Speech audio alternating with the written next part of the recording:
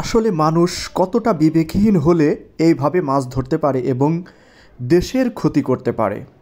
এইভাবে যে মাছ ধরা যায় তা আপনার এবং আমার কল্পনাতেও আসবে না। কিন্তু এই মাছ ধরাটি অনেকটা মজার, দেখতে আসলে অনেকটা মজার। কিন্তু এর মাধ্যমে যে কী পরিমাণ আমাদের দেশের মৎস্য সেক্টরে যে ক্ষতি হচ্ছে তা আসলে সঠিকভাবে না জানলে আসলে বুঝতে পারবেন না যে কী পরিমাণ ক্ষতি সাধিত হচ্ছে। এই মাছ ধরার প্রক্রিয়াটির স্থানটি হলো শীতলক্ষ্যা নদীতে। এই নদীতে প্রচুর পরিমাণে মাছ আছে, যেটা আমরা সবাই জানি। আর এই শীতলক্ষ্যা নদীতেই ইলেকট্রিক্যাল শক ব্যবহার করে মাছগুলো ধরা হচ্ছে।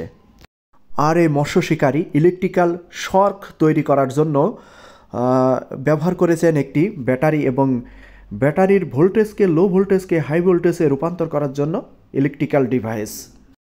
উনি মাছগুলো ওঠানোর জন্য যে নেট ব্যবহার করছেন, এই নেটের মধ্য দিয়ে আছে ইলেকট্রিক্যাল লাইন, এবং ওনার অপর হাতে রয়েছে ইলেকট্রিক্যাল একটি সুইচ, যার মাধ্যমে উনি ইলেকট্রিক শক কখন দিতে চান তা অন অফ করতে পারবেন।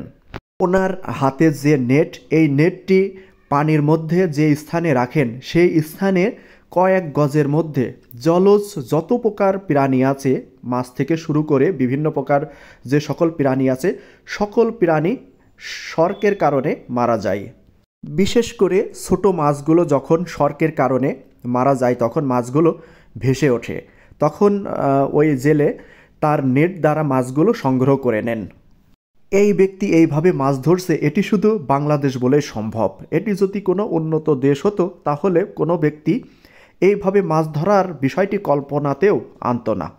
দেশের মৎস্য সেক্টর টিকিয়ে রাখার জন্য এ সকল ব্যক্তিদের সচেতন করা উচিত।